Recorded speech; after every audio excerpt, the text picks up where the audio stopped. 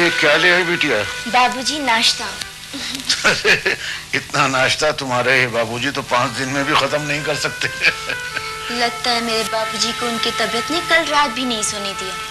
लगता है हमारी ये बिटिया ज्योतिषी हो गई है। बाबूजी, आपने मेरा नाम ज्योति तो रखा ही, मैंने शी लगा दिया, हो गया ज्योतिषी।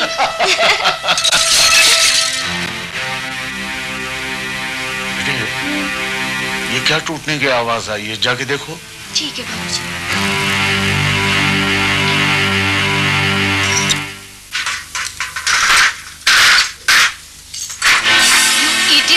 तुझे काम करने के लिए रखा है या नुकसान करने के लिए? मेम साहब, ये मैंने जानबूझकर नहीं तोड़ा है। सवाल उड़ाता है मुझसे? ये नुकसान कौन भरेगा? तेरा बाप? मेरी पगार में से काट लीजिएगा मेम साहब। पगार का डोज देता है मुझे? चल निकल यहाँ से। बड़ा है पगार की डोज देने वाला। इनका क्या हो रहा है? रिलैक्स। तुम ये क्यों भूल गई हो कि ये तो सिर्फ एक नौकर है? रोज रोज तुम्हारी लात बात तो ये सहेगा नहीं। और फिर क्या तुम ये भूल गई हो कि कितना ढूंढने के बाद ये हमें मिला था? अगर ये काम छोड़कर चला गया तो घर का काम कौन करेगा? क्यों? घर का काम सिर्फ नौकर ही कर सकते हैं? तुम्हारी बहन बैठ के रोटियां तोड़ेगी, वो काम नहीं कर सकती क्या? आज से इस घर में कोई नौकर नहीं रहेगा। उसको बोलो घर का काम करने के लिए। बड़े आए यहाँ पे।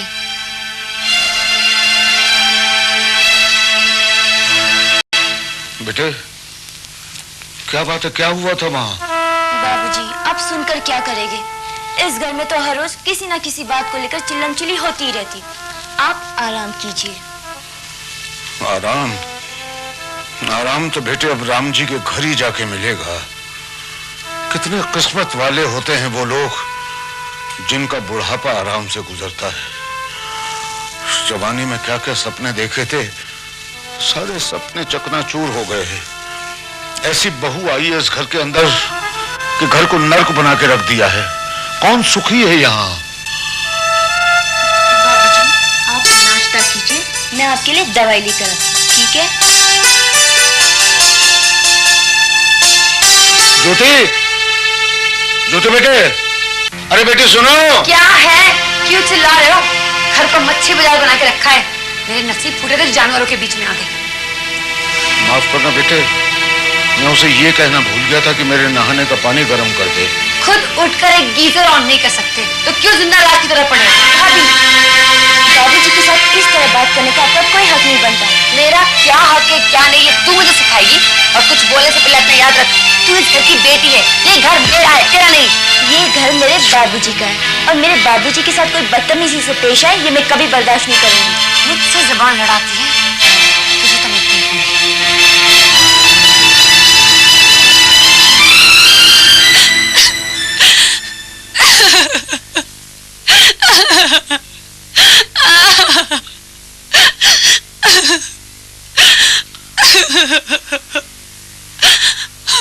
इनका रो क्यों रही हो? क्या हुआ? मुझे अकेला छोड़ दो। नाराज मुझसे? हाँ, बात क्या है? पंकज, मुझे मेरी माँ के घर पे छोड़ दो। मुझे नहीं रहना है। किसने क्या कहा? क्या कह दिया तुम्हें? बोलो, क्या हुआ? मुझे अपनी बहन से क्या हुआ? क्या किया ज्योति? क्या किया? ये सब मेरी जान के दुश्मन बने, सब मेरे बारे में बुरा बुरा सोचते रहते हैं। मुझे यहाँ नहीं रहना है। ज्योति, तुमने अपने भाभी से क्या कहा? भैया, कोई बाबूजी के साथ बदतमीजी से पेश आए, ये मैं बर्दाश्त नहीं करूंगी। देखो ज्योति, तुम अपने हद में रहो, यही तुम्हारे लिए बेहतर है। भैया, ये बात आपको भाभी से कहनी चाहिए। बदतमीज, मुझसे जबान चलाती है।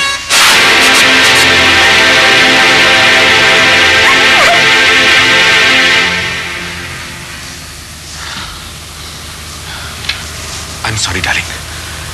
अब तो खुश हो ना? हाँ? ज्योति बेटे, क्या हुआ आपको बाबूजी? बाबूजी, आपको कुछ नहीं होगा बाबूजी, मैं हूं ना। मैं अभी डॉक्टर को बुलाती हूँ।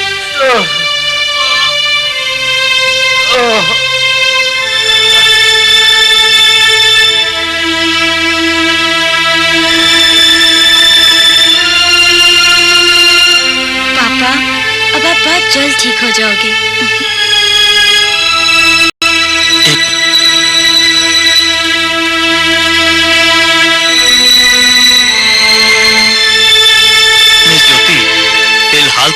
बाबूजी खतरे से बाहर हैं, लेकिन कोशिश करें कि उन्हें किसी तरह का सदमा ना हो, वरना उनकी जान को खतरा हो सकता है। Okay, take care.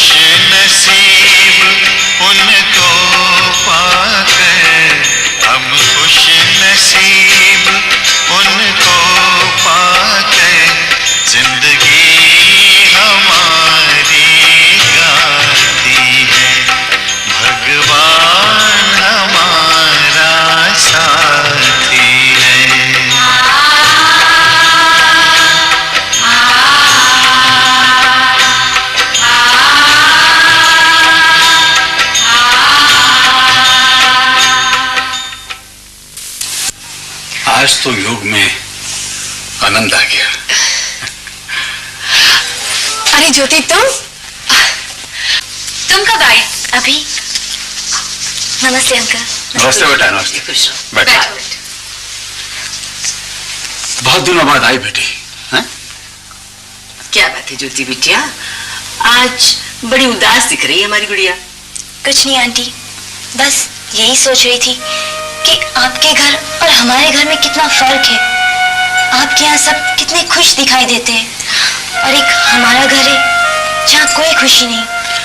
खुशी त्याग, सेवा और समर्पण की भावना से आती है। जिस घर में प्यार ना बसे वहां खुशी भी नहीं आती। आप ठीक कहते हो अंकल, हमारे घर ऐशो आराम की सारी सुविधाएं है, प्यार नहीं। हर दिन कलह। कलह के वातावरण में तो स्वर्ग भी नर्क बन जाता है बेटा।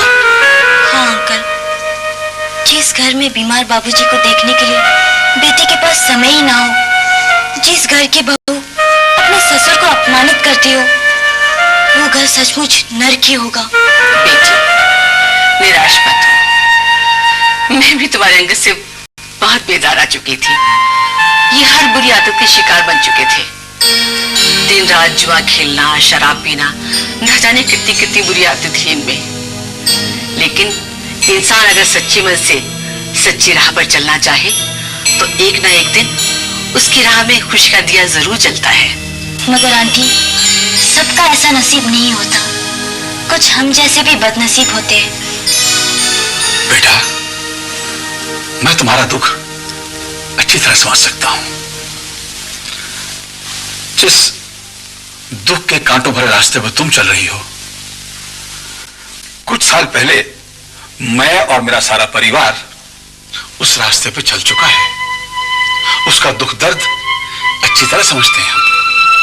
बेटा, हालात से तंग आकर मैंने और तुम्हारी आंटी ने तो जीवन लीला खत्म करने की ठान ली थी। लेकिन अचानक एक आशा की किरण नजर आई और हमें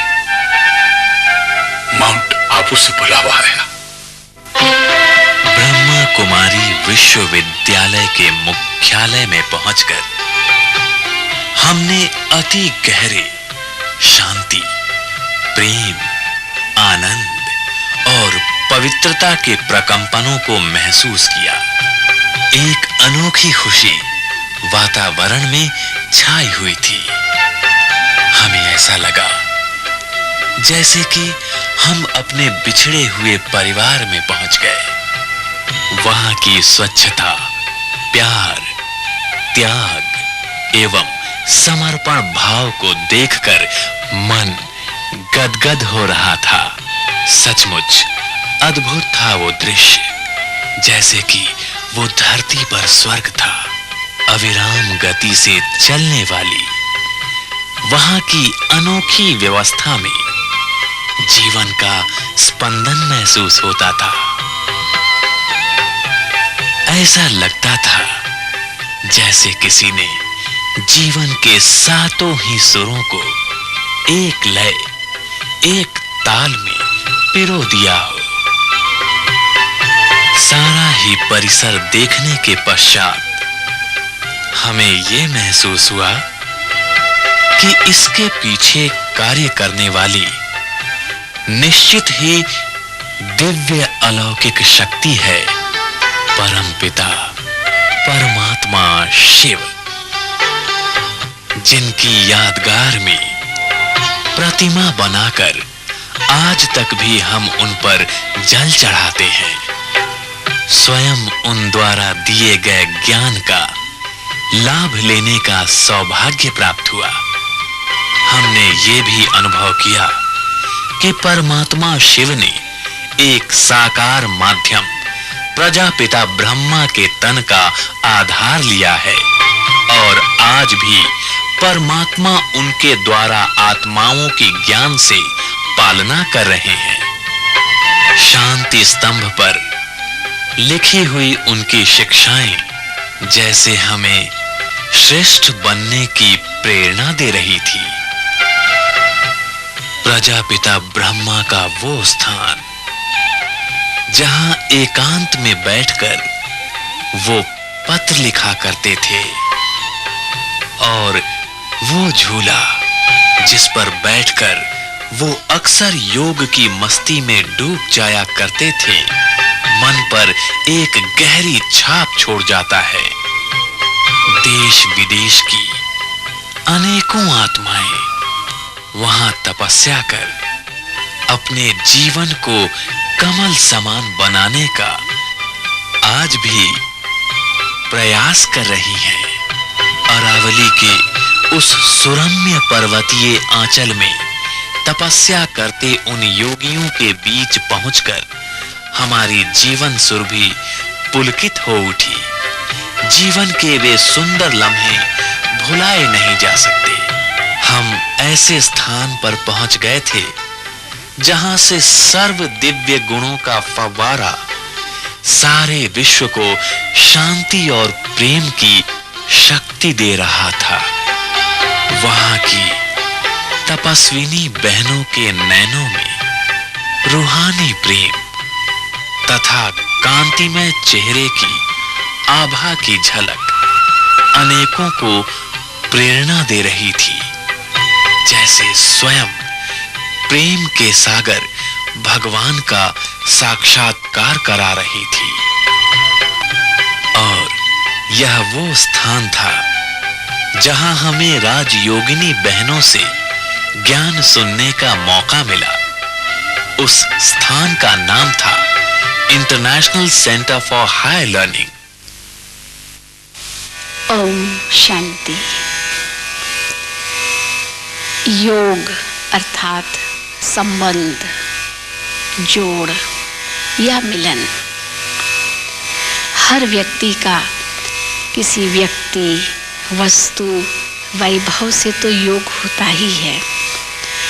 इसलिए यूं तो हर व्यक्ति योगी है, लेकिन राजयोग का अर्थ है आत्मा का परम आत्मा से मिलन। राजयोग के द्वारा साधक अपनी कर्मेंद्रियों और ज्ञानेंद्रियों पर नियंत्रण कर उनका राजा बन जाता है। इसलिए आत्मा और परमात्मा के मिलन को ही राजयोग कहा जाता है। और फिर दूसरे दिन हमें यह जानकारी मिली, राजयोग के अभ्यास के लिए स्वयं का ज्ञान अति आवश्यक है। मैं शरीर नहीं, परंतु शरीर को चलाने वाली एक चैतन्य दिव्य ज्योति बिंदु आत्मा हूं। आत्मा मन, बुद्धि और संस्कार सहित है। भ्रकुटी के बीच में निवास करने वाली दिव्य शक्ति है। आत्मा के मूल गुण ज्ञान, शांति, प्रेम, आनंद, पवित्रता और शक्ति है। और फिर तीसरे दिन हमने यह अनुभव किया। ओम शांति। जिनसे हमें योग लगाना है उस परमात्मा का संपूर्ण परिचय अति आवश्यक है। हमारी ही तरह परमात्मा भी अणु से भी सूक्ष्म दिव्य ज्योतिर्बिंदु स्वरूप है। रूप में बिंदु और गुणों में सिंधु के समान परम पिता परमात्मा शिव शांति के सागर हैं, आनंद के सागर हैं, प्रेम और शक्ति के भी सागर हैं। परम पिता परमात्मा का हम सर्व आत्माओं के प्रति अब यही संदेश है कि यदि हम अपने को आत्मा समझ उन्हें याद करें तो अपने जीवन में सच्चा सुख एवं शांति की प्राप्ति कर सकते हैं तथा सर्व समस्याओं से मुक्त हो।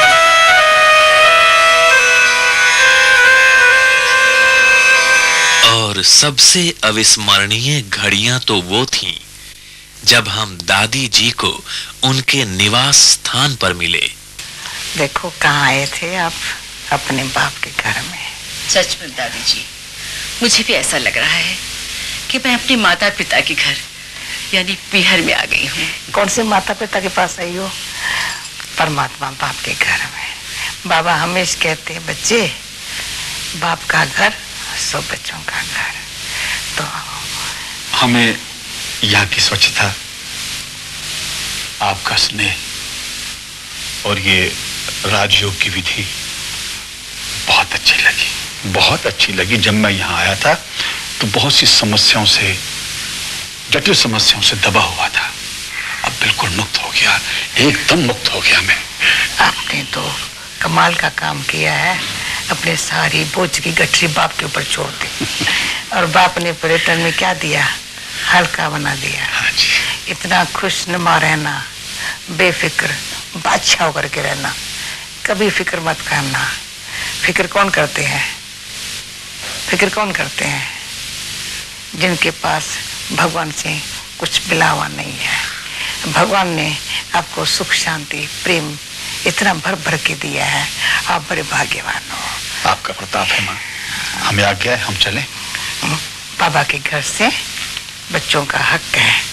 ये जब मेडिटेशन बैठो ना, ये और ना शान।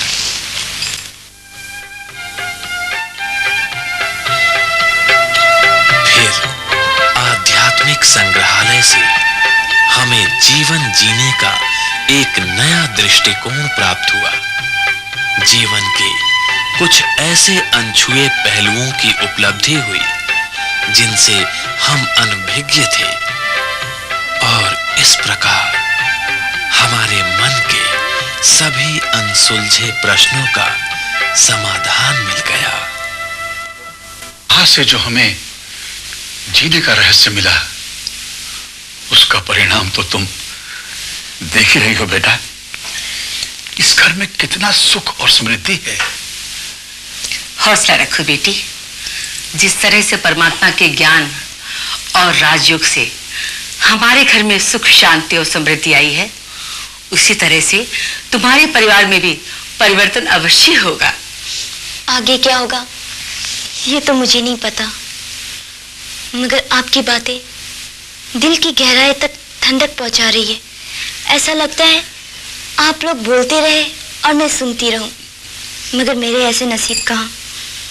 अच्छा, तब मैं चलती हूँ। घर देरी से पहुंचूंगी तो कोहराम मच जाएगा।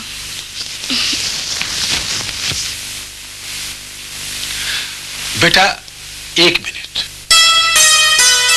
प्रसाद लेकर जाओ। लिखा बेटा, ज्योति को प्रसाद दो। इस प्रसाद के बहुत महत्व है बेटा। Good night. गुड नाइट नहीं बेटा, ओम शांति बोलो बेटा। ओम शांति। ओम शांति। ओम शांति का अर्थ जानती हो? ओम शांति का अर्थ है मैं आत्मा शांत स्वरूप हूं। अच्छा अंकल, ओम शांति। हाँ, ओम शांति बेटा, ओम शांति।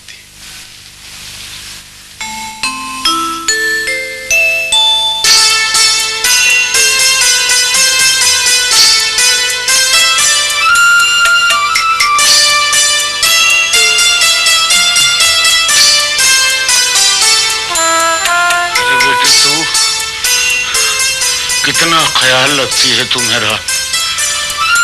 लगता है कि पिछले जन्म में तू जरूर मेरी माँ रही होगी। तुझ जैसी बेटी को पाके तो मैं धन्य हो गया बेटे। बाबूजी, प्रसाद खाइए। अरे अरे बेटे, तू मंदिर गई थी क्या? नहीं बाबूजी, मंदिर तो नहीं गई थी, मगर वो घर मंदिर से कम नहीं है। कितनी शांति है वहाँ, कितना प्यार करते हैं वो, कितने सुखी है वो लोग। तू किसकी बात कर रही है बेटे? शशि अंकल की। अच्छा अच्छा, शशि मिश्रा के घर गई थी। बहुत भला आदमी है वो। काश के हर आदमी उसके विचार जैसा विचार रखने लगे तो इस दुनिया से दुखों की अर्थी उठ जाए बेटे। पंकज, मुझे शक नहीं, पूरा यकीन है। जिस तरह से तुम्हारी बहन इस घर में कुंडली मारकर बैठी है ना, एक न एक दिन तुम्हारी जायदाद हड़प कर लेगी। डार्लिंग, तुम भी ये अनाप शनाप सोच सोच कर बेकार में परेशान हो रही हो। आखिर बाप की प्रॉपर्टी बेटे को ही मिलेगी ना। और अगर तुम्हारे बाप ने तुम्हारी प्रॉपर्टी तुम्हारे लाडली बहन के नाम कर दी तो तुम क्या करोगी? अरे वो ज्योति के नाम कैसे कर सकते हैं स्वीट हार्ट? मैं क्या मर गया हूँ? उनके लिए तो तुम मरे हुए के बराबर ही हो। जिस तरह से बाप बेटी का प्यार बढ़ता जा रहा है ना, वो जरूर तुम्हारे लिए तूफान खड़ा करेगा। इसलिए मेरी मानो और तुम्हारी बहन को यहाँ से रफा दफा करो। तुम क्या कह रही हो ये मेरे कुछ समझ में नहीं आ रहा डार्लिंग। मैं ये कह रही हूँ डार्लिंग कि तुम्हारी बहन की शादी किसी भी काणे लूले लंगड़े के साथ करके उसे घर से निकाल दो।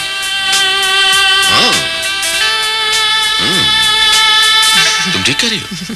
Good idea. बेटे, इंसान में सही शक्ति होनी चाहिए, सब ठीक हो जाएगा।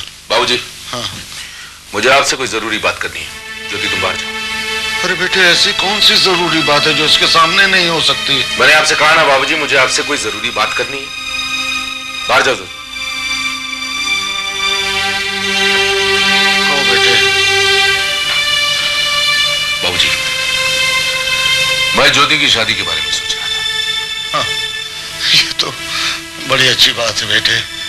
तुम्हारी नजर में कोई अच्छा सा लड़का है? लड़कों की क्या कमी? आप सिर्फ इजाजत दे दीजिए।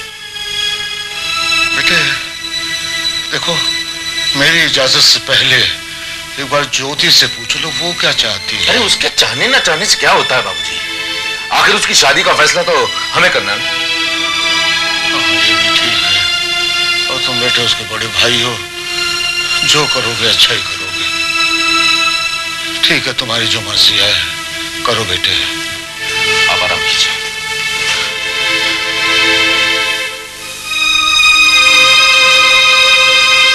बाबूजी, भैया क्या कह रहे थे? बेटे वो तेरी शादी की बात कर रहा था। बाबूजी, मैं आपको छोड़कर कहीं नहीं जाऊंगी। नहीं नहीं बेटे, ऐसा नहीं कहते। तेरी शादी तो मेरे लिए बहुत खुशी की बात होगी। जितनी जल्दी तेरी शादी हो उतनी जल्दी तुझे इस नर्क से छुटकारा मिलेगा। मुझे छुटकारा मिल जाए और आप नर्क में जलते रहे। अरे मेरा क्या है बेटे, मैं तो कुछ दिन का मेहमान हूँ, तेरे सामने तो पूरी जिंदगी पड़ी है। बाबूजी, आप भी मुझे दुखी करना चाहते हैं ना? नहीं बेटे, मैं तुझे दुखी देखकर कैसे जीऊंगा। तो फिर आप मेरी शादी की बात मत करिए।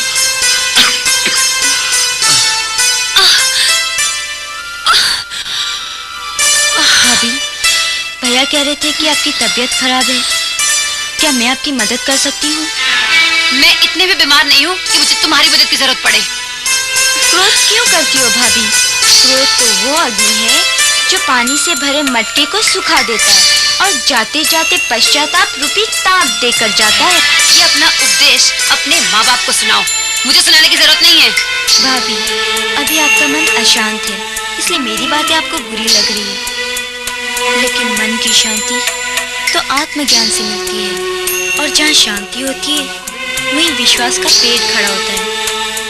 भाभी, आप हमेशा गुस्से होती रहती हो, कभी आत्मा की भी आवाज सुनने की कोशिश कीजिए, मन को बहुत सुकून मिलेगा।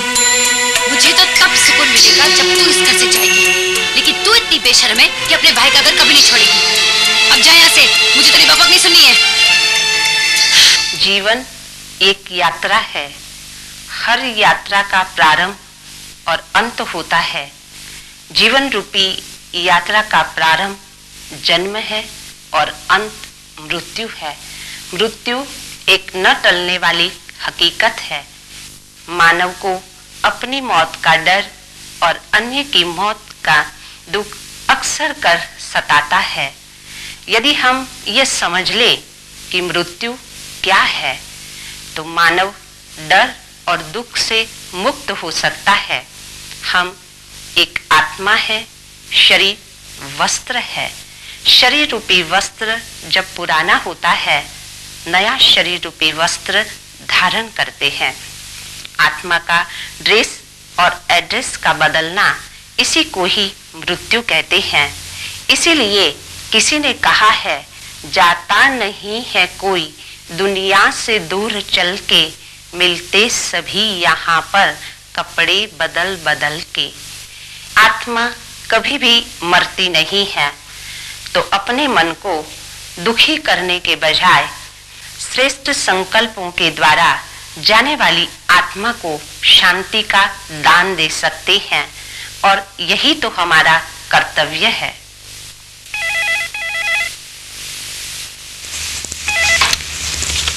हेलो। हेलो ज्योति, मैं गीता बोल रही हूँ। हाँ बोलो गीता। तुम्हें याद है ना आज शाम को फंक्शन है? तुम तैयार है ना? मैं ठीक 4 बजे तुम्हें घर लेने आऊंगी। नहीं नहीं, तुम मत आना। क्यों? क्योंकि आज शायद मुझे फुर्सत नहीं मिलेगी। नौकर काम छोड़कर चला गया है, इसलिए घर का सारा काम मुझे ही करना पड़ता है। मैं तुम्हारी प्रॉब्लम समझती हूँ, लेकिन आज का फंक्शन बहुत इंपॉर्टेंट है, तुम्हें बहुत अच्छा लगेगा।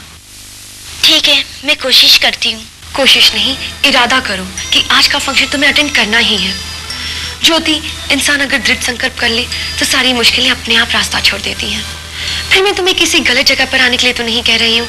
ऐसे फंक्शन अटेंड करने का सौभाग्य किस्मत वालों को ही मिलता है। तुम तैयार है ना? मैं तुम्हें घर लेने आऊंगी। Bye bye.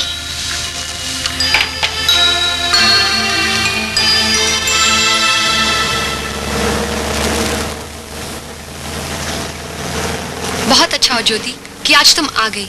आज का फंक्शन बहुत इंपॉर्टेंट है। आज वहाँ पर दादी आने वाली है। अच्छा? हाँ।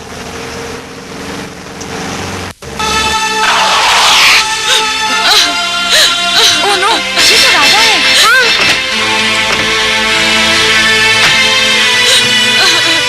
राधा, ये क्या पागलपन है? छोड़ दो मुझे, मैं मरना चाहती हूँ। अरे मगर तुम मरना क्यों चाहती हो? क्योंकि मैं इस नर्क की जिंदगी से तंग आ गई हूँ। मैं मरना चाहती हूँ। लेकिन आत्महत्या करना पाप है राधा। गीता, मैं टूट चुकी हूँ। पिछले 2 सालों से मैं नौकरी की तलाश में इधर उधर भटक रही हूँ, पर कहीं कोई उम्मीद नजर नहीं आ रही है। मेरे माँ बाप मेरी शादी कर देना चाहते हैं। नौकरी न होने की वजह से कोई लड़का भी नहीं मिल रहा, क्योंकि आज सबको एक कमाऊ बीवी की जरूरत है। गीता, ज्योति, मैं भी इंसान हूँ, मेरी भी भावनाएं हैं। मैं कब तक ठोकरें खाती रहूंगी? मुझे मेरे बूढ़े माँ बाप का दुख नहीं देखा जाता, नहीं देखा जाता। मम्मी से क्या तुम्हें खुशी मिलेगी? अरे इस तरह तो तुम अपनी मम्मी डैडी पर और भी प्रॉब्लम क्रिएट करोगी। और तुम्हें क्या लगता है कि आत्महत्या करने से तुम्हारे दुख दूर हो जाएंगे? नहीं राधा। तो फिर तुम लोग ही बताओ, मैं क्या करूं? राधा, जीवन है तो समस्याएं तो होंगी ही, लेकिन समस्याओं को पीठ नहीं दिखाई जाती, उनसे डटकर मुकाबला किया जाता है। इंसान का फर्ज है अपना कर्म करना, और अगर हम अच्छे कर्म करेंगे तो उसका मीठा फल हमें एक ना एक दिन जरूर मिलेगा। तुम लोग कितनी अच्छी बातें कर लेती हो। काश मुझे पहले पता होता तो मैं मेरी प्रॉब्लम्स का डिस्कशन तुम लोगों के साथ कर लेती, तो आज ये नौबत ही नहीं आती। कोई बात नहीं राधा, अब मैं तुम्हें एक ऐसी जगह पर ले चलती हूँ जहाँ पर सालों से तपस्विनी राजयोगिनी बहनें स्वयं ज्ञानामृत का पान कराती हैं। कहाँ? इस दुनिया की मोह माया दुखों से दूर एक ऐसे संसार में जहाँ दुख और हाहाकार जाए, दिलों को सुकून पहुंचाने वाली शांति है, जहाँ नफरत नहीं प्यार है, जहाँ स्वाद का गंदा नाला नहीं सेवा और समर्पण की गंगा बहती है। प्रभु का ध्यान कीजिए।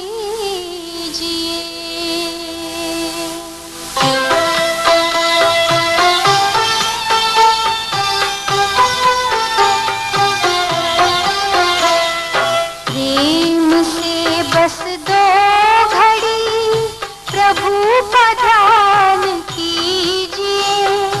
अपनी अंतर आत्मा को शांति से भर लीजिए, शांति से भर लीजिए।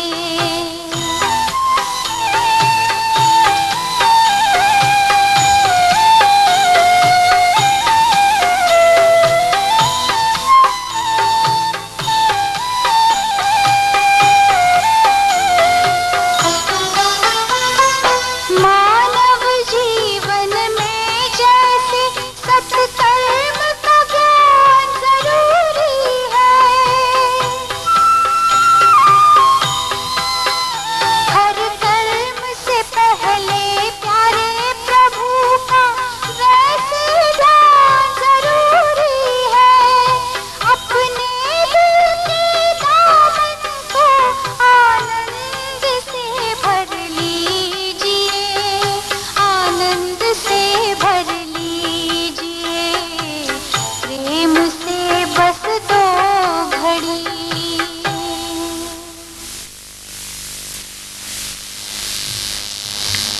ओम शांति। प्रजापिता ब्रह्मा कुमारी ईश्वरीय विश्वविद्यालय की ओर से मैं आप सभी का हार्दिक स्वागत कर रही हूँ।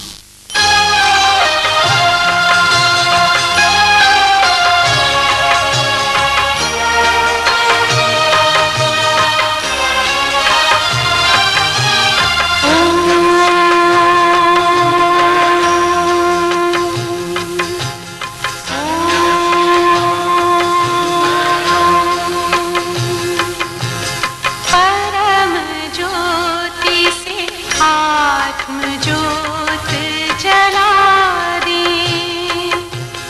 परम ज्योति से आत्म ज्योत जला दी।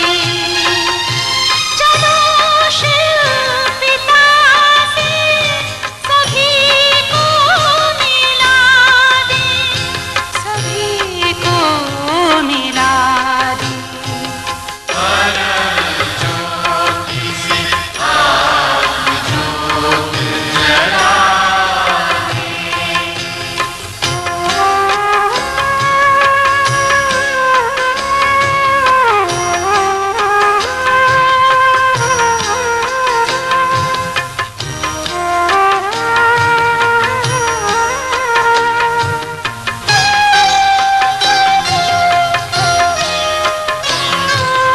हम हाल पर एक चमकते सितारे, तन से है न्यारे पिता शिव के प्यारे। ये सुख शांति का द्वार मंगल दिखा गए।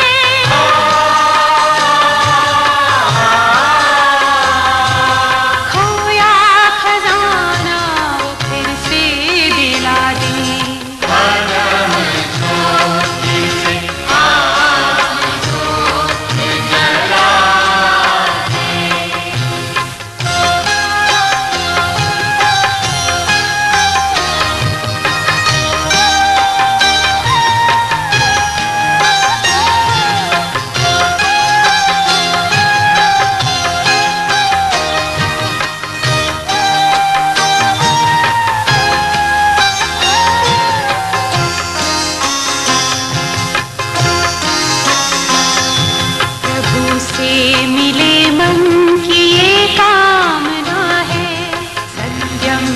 शिवम सुंदरम भावना है, बनो आत्मज्ञानी हो अमृत से वाणी।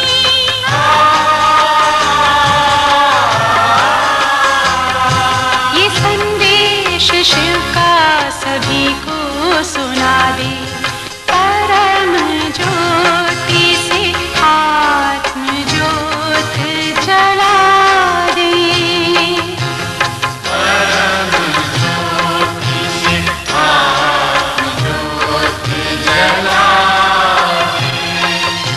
चलो शिव पिता से सभी को मिला दे, चलो शिव पिता से सभी को मिला दे, सभी को मिला दे।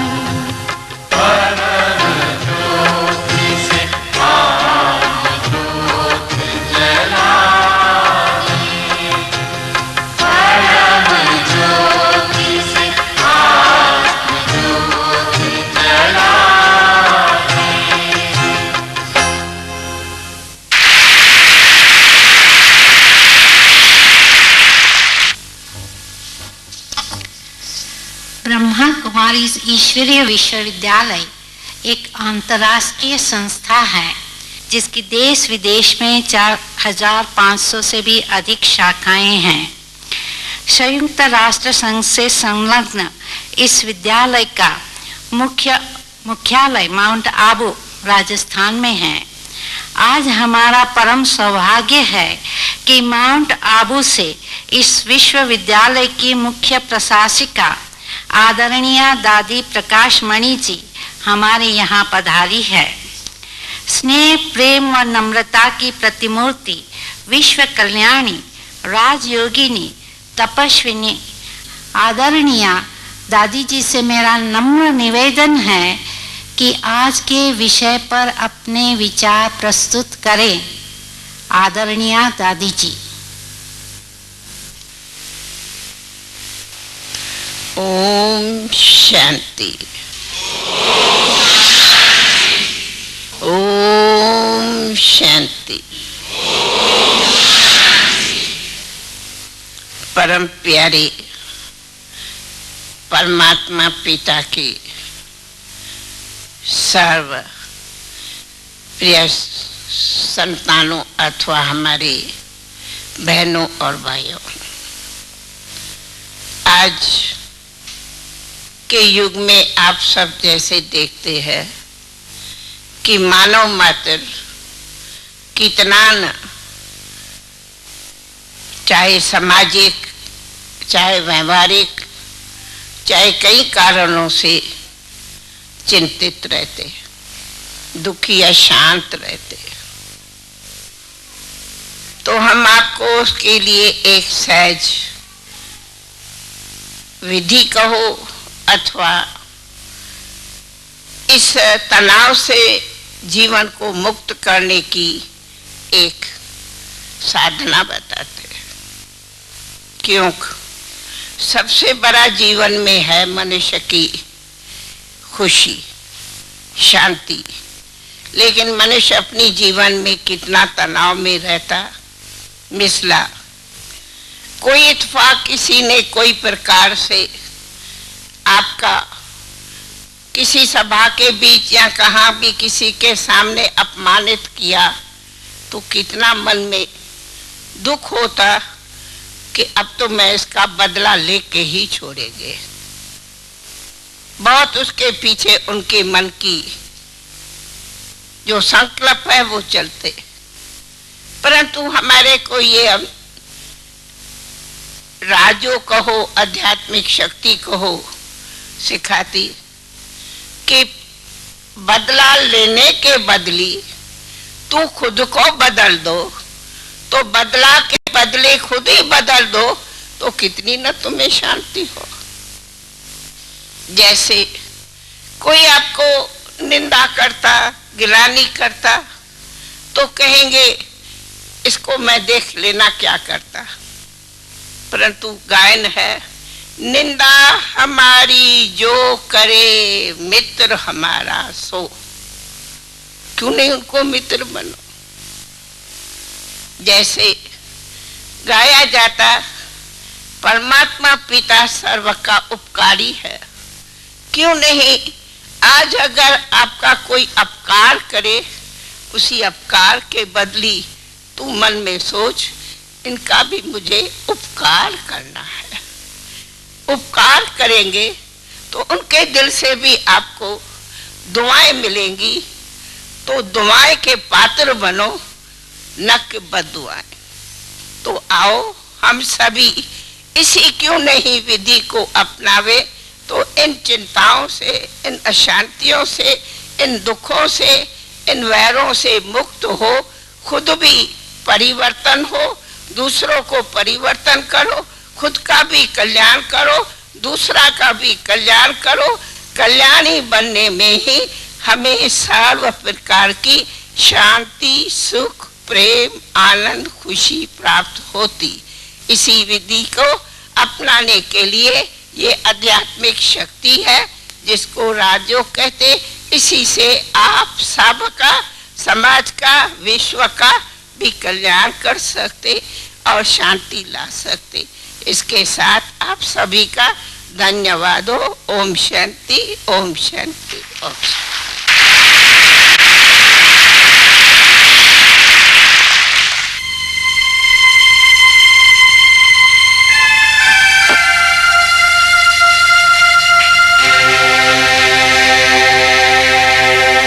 रात में कहां से आ रही?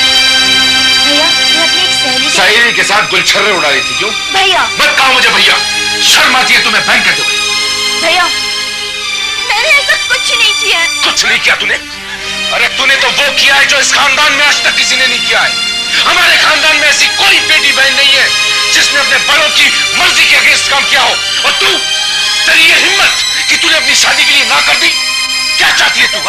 क्या कि दिन ब्याह मां बन जाए ताकि बिरादरी वाली हमारे मुंह पर थूके? बस कर तू।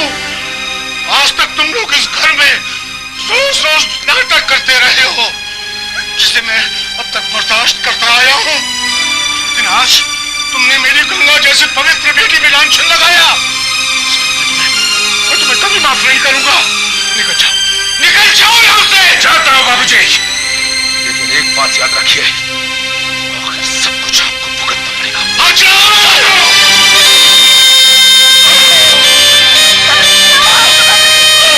बाबूजी,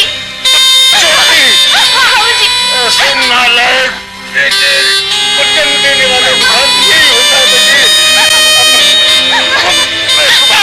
मैं तुम्हारा साथ नहीं निभा सकता। नहीं बाबूजी, आपको कुछ नहीं होगा, कुछ नहीं होगा आपको बाबूजी। मैं डॉक्टर को फोन करती हूँ। नहीं बेटे, कहीं मत जाओ। मेरे पास बैठो। हाँ बाबूजी, मैं आपके पास हूँ। वो कहते हैं ना कि जान जाते वक्त पर बहुत तकलीफ होती है, तो तुम मेरे पास रहोगे। हाँ बाबूजी, तो मेरी तकलीफ जरूर जरूर कम हो जाएगी। हाँ बाबूजी, जरूर। बाबूजी, बाबूजी, बाबूजी, बाबूजी। पंकज, ये लो। क्या ये प्रॉपर्टी के पेपर्स हैं जिस पे ज्योति की साइन होते ही ये सारी प्रॉपर्टी हमारी हो जाएगी। लेकिन डार्लिंग, यही वक्त है, जाओ और ज्योति की साइन ले लो। सुनो, अभी अभी अर्थी उठी है और अभी अभी ये जायदाद की बात करना है क्या? लेकिन तुम्हें कौन कह रहा है कि कहो ये जायदाद के पेपर्स है? ज्योति अपने होशो हवास में नहीं है, जैसा तुम कहोगे वो वैसा ही करेगी। ओके? ठीक है। लो, जाओ।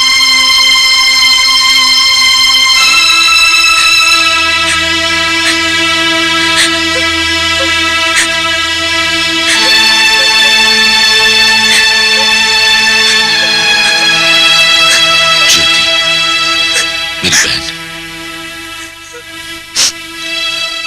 मैं जानता हूं कि बाबूजी दे रहे हैं, लेकिन अब मैं बाबूजी की इच्छा का प्रभु हूं ना। हाँ, मेरी सारी जिम्मेदारी मुझ पर ही है ना, है कि नहीं? जरा इस पर दस्तखत कर दे। ले, रोते नहीं। ये ले, रोते नहीं। ले,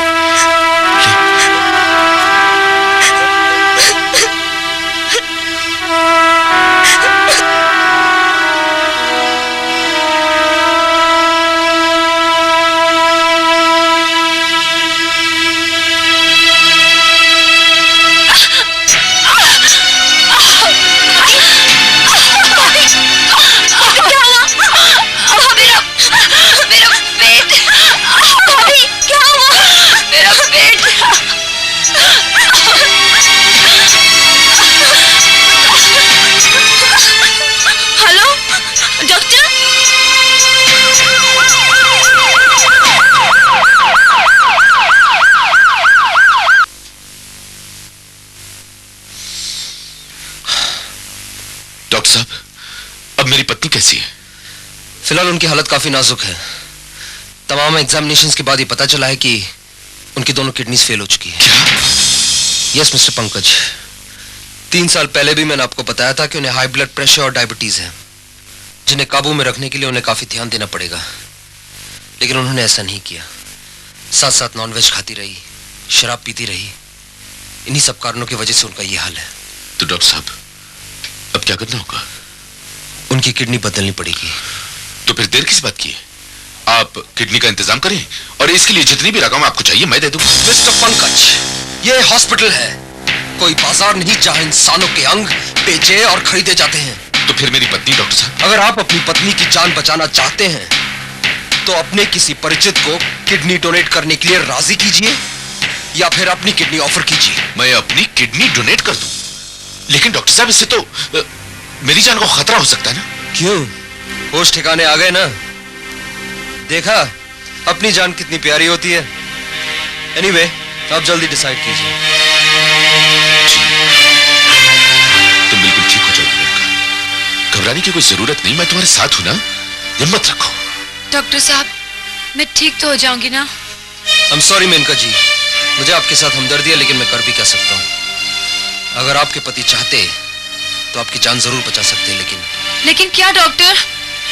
पंकज, ये तो मुझसे बहुत प्यार करते हैं। मुझे तो ऐसा नहीं लगता। अगर आपसे सचमुच प्यार करते तो मेरी बात मानते और अपनी एक किडनी ऑफर जरूर करते। पंकज, तुम चुप क्यों हो? देखो मेनका, मैं किसी के लिए भी अपनी जान खतरे में नहीं डाल सकता। That's final. पंकज, तुमने साथ जीने मरने का वादा किया था। हाँ, किया था। तुम मुझे किडनी नहीं दे सकते? नहीं दूंगा। तुम नहीं पंकज। भाभी, किडनी मैं दूंगी। ज्योति, तुम? जी भाभी, घर वालों के काम नहीं आएंगे तो और कौन आएगा?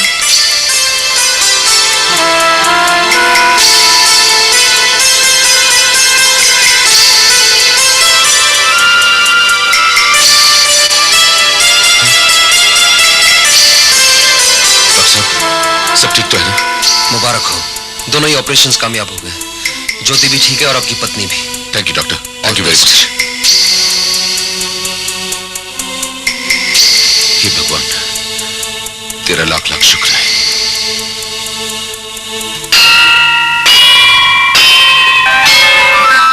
भगवान, आज मैं आपके अस्तित्व को मान गई। मैंने पहले कभी आपको नहीं माना था, लेकिन आज आपने मेरी आंखें खोल दी। जिसे मैंने इतनी तकलीफ दी, इतनी परेशानी दी, उसी ने मेरी जान बचाई।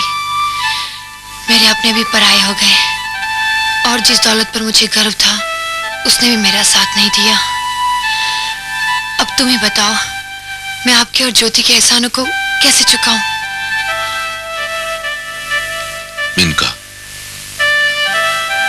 यहां अकेली बैठी बैठी क्या सोच रही हो? क्या तुम भी वही सोच रही हो जो मैं सोच रहा हूं? शायद। देखो मेनका, हमने ज्योति के साथ जो भी सलूक किया है उसका प्रायश्चित यही होगा कि हम उससे माफी मांग लें और जायदाद में जो उसका हम आधा हिस्सा हड़प कर गए थे उसे बड़े मान और सम्मान के साथ वापस कर दें। क्यों? तुम ठीक कहते हो पंकज।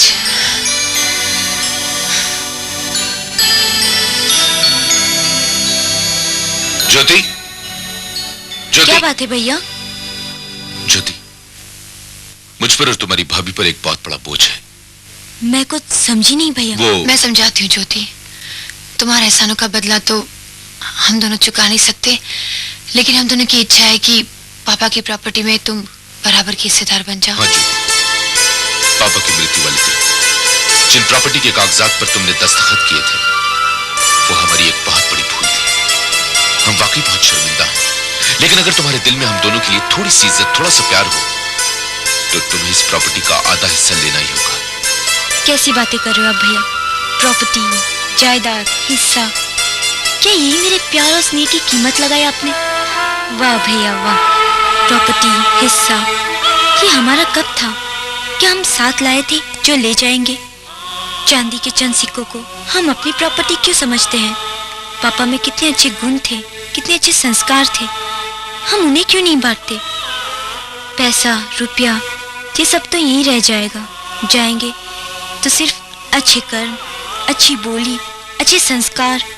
ज्योति, तू कितनी समझदार हो गई है। जो बातें मैं आज तक नहीं समझ पाया था, तूने इतनी कम उम्र में समझ ली। भैया, इंसान अपने आप को धन दौलत का मालिक समझता है, जबकि ये गलत है। सबका मालिक तो एक ही है, परम पिता परमात्मा शिव। हम सब तो उसके ट्रस्टी हैं। तू ठीक कहती है ज्योति, ये सारी बातें हम आज तक नहीं समझ पाए। आज तुम्हारे व्यवहार से हमारी आंखें खुल गई। भाभी, मैंने तो इस घर की हमेशा खुशी और शांति ही चाहिए। ज्योति, तुमने बिल्कुल सच कहा है, लेकिन जब तक तुम हमें माफ नहीं कर दोगी, हमारे मन का बोझ हल्का नहीं होने वाला है। याद है भैया, मैं जब भी बाहर जाती थी आप मुझ पर शक किया करते थे, लेकिन आज मैं आपको बताती हूँ मैं कहाँ जाती थी।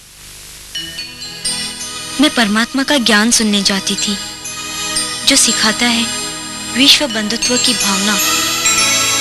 और यही वो भावना है जो मनुष्य के स्वभाव तथा संस्कार को बदलती है, जो मनुष्य के अंदर त्याग, तपस्या की भावना जागृत करती है, जिससे ही विश्व में शांति की स्थापना होती है। परम पिता परमात्मा शिव ने कहा है कि जिसके जीवन में ज्ञान पूरी तरह से घुल जाएगा, उसका जीवन गीता के समान बन जाएगा, और फिर उसे पन्नों को पलटने की जरूरत ही नहीं होगी, क्योंकि कर्मों से ही वो अपनी राह चुन लेगा। ज्योति, मेरी आंखों पर मोह अहंकार की पट्टी बंधी हुई थी। पहले भी तुमने मेरी जीवन ज्योति जगाने की बहुत कोशिश की, लेकिन इस बार जो तुमने मेरे लिए किया है वो मैं कभी नहीं भूल सकती। बहन, हम दोनों को माफ कर दो। हमने वाकई तुम्हें पहचानने में बहुत बड़ी गलती की। पश्चाताप तो वो अग्नि है जो बड़ी बड़ी गलतियों को भी जलाकर भस्म कर देती है। और आज मैं जो कुछ भी हूँ वो गीता और अंकल आंटी की वजह से ही हूँ, क्योंकि उन्होंने ही मुझे प्रजापिता ब्रह्मा कुमारी ईश्वरी विश्वविद्यालय की राह दिखाई। और वही वो स्थान है जहाँ ज्ञान गंगा का उद्गम होता है, जहाँ सालों से योगी तपस्वी बहनें पूरे विश्व में शांति का संदेश पहुँचाने का श्रेष्ठ कार्य कर रही हैं। और हाँ, इसकी स्थापना स्वयं परम पिता परमात्मा शिव ने की है। कल से तुम अकेली नहीं चलोगी ज्योति, हम भी तुम्हारे साथ चलेंगे। क्यों मिलकर? हाँ ज्योति, हम भी तुम्हारे साथ चलेंगे। हाँ भैया, हम सब साथ में चलेंगे।